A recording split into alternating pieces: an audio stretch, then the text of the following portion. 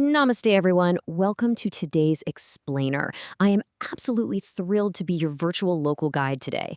If you're watching this, it means you're hearing the call of the Himalayas, and I'm here to make sure you're totally prepared to answer it. We're going to skip the glassy brochures and just dive right into the highly practical, on-the-ground realities of visiting my beautiful country. So, I've got to ask, are you ready to plan the Himalayan adventure of a lifetime? Because let's be real, traveling to Nepal, it isn't just a vacation. It's this full sensory, life-altering experience. But to actually unlock the magic of the temples, the jungles, and of course the highest peaks on Earth, you need a really solid plan. So today, we're going to craft your trip together, right from the second you touch down in Kathmandu to the exact moment you fly out.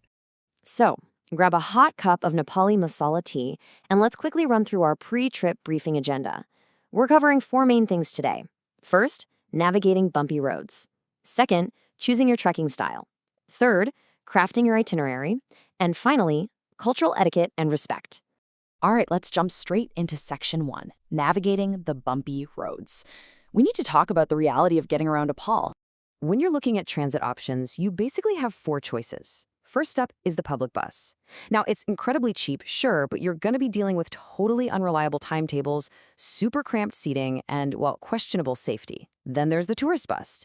This is definitely a step up because it guarantees you an actual seat on major routes like Kathmandu to Pokhara.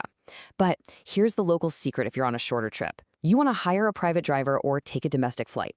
Foreigners actually aren't allowed to self-drive in Nepal, so a private driver gives you that ultimate flexibility. But honestly, to absolutely maximize your time, domestic flights are the ultimate travel hack here. Look, while the mountains here are incredibly majestic and peaceful, just getting to them requires, well, a lot of patience.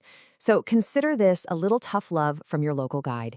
You've got to prepare yourself for deep potholes, extreme dust, grueling hairpin bends, and just completely random traffic jams. It's wild. Cars and buses share the exact same poorly maintained dirt and mud roads. Just to put that into perspective, a mere 200-kilometer trip from Kathmandu to Pokhara, that can easily take 8 exhausting hours by road.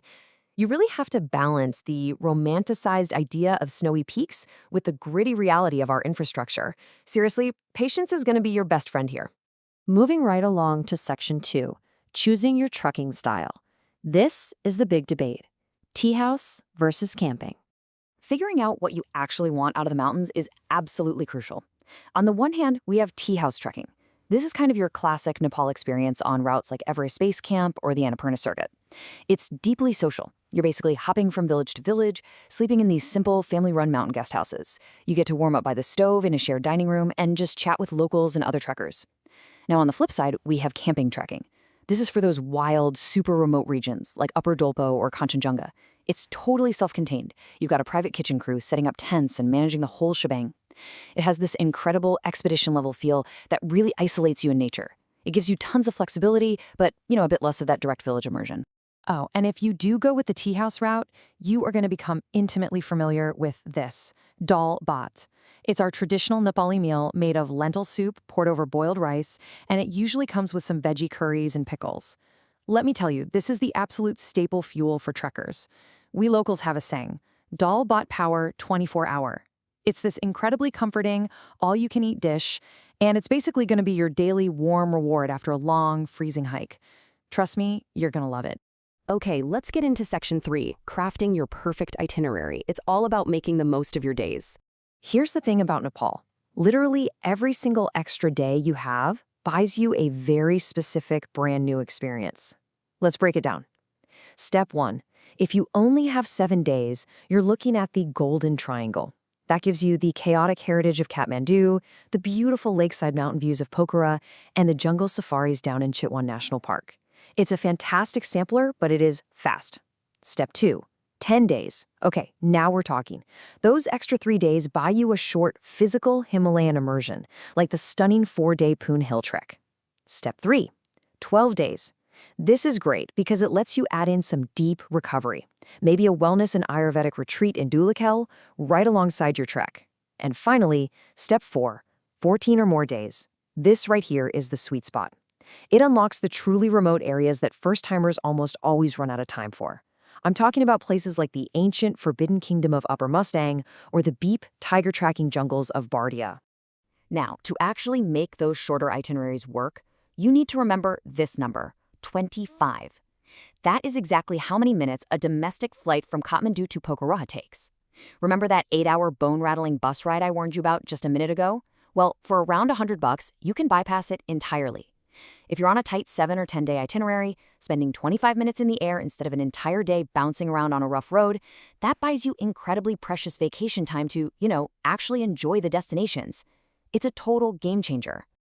All right, let's look at our final part, Section 4, Cultural Etiquette and Respect, How to Travel as an Honored Guest. Whenever you visit Nepal, you really are traveling as an honored guest in a deeply, deeply spiritual land. So there are a few absolute must-know rules to keep in mind. First off, always wear modest clothing. Covering your shoulders and knees is a basic sign of respect in our traditional society. Second, you absolutely have to remove your shoes before stepping inside any temple or monastery. Third, keep a really close eye on the photography rules because a lot of the inner sanctums strictly forbid cameras. And finally, if you head over to Kathmandu Durbar Square to see the Kumari, she is the chosen virgin worshipped as the living goddess whose feet never touch the ground. You must never, ever take photographs of her. It is strictly forbidden. Honestly, just catching a glimpse of her is a rare privilege. Following these rules just shows a deep appreciation for the local communities that are hosting you. Now, at certain sites like the Pashupatinath Temple in Kathmandu, absolute solemnity is required. This place sits right on the banks of the Bagmati River, and it's one of the most sacred Hindu temple complexes in the entire world. It's also where families bring their loved ones for open-air cremations. It's a profound, incredibly spiritual ritual. As a visitor, you actually can't enter the main temple unless you're Hindu. But, and this is important, respectful viewing from across the river is culturally acceptable. You just need to make sure you're doing so with the utmost quiet and reverence for the grieving families. Okay, before we wrap this up, I've got one highly practical, absolute insider tip for you. Always pack a dust mask. Look, Kathmandu is the city of incredible, chaotic magic, but it is notorious for being pretty extremely dusty. Between the unpaved roads, the vehicle exhaust, and the thick, beautiful smoke coming from the incense and cremations at the temples, bringing a mask is going to ensure you stay comfortable and can actually breathe easy while you explore the capital. Don't skip it. So, we've navigated the bumpy roads, we've kicked out a trekking style, mapped out that perfect itinerary timeline, and covered how to travel with absolute respect.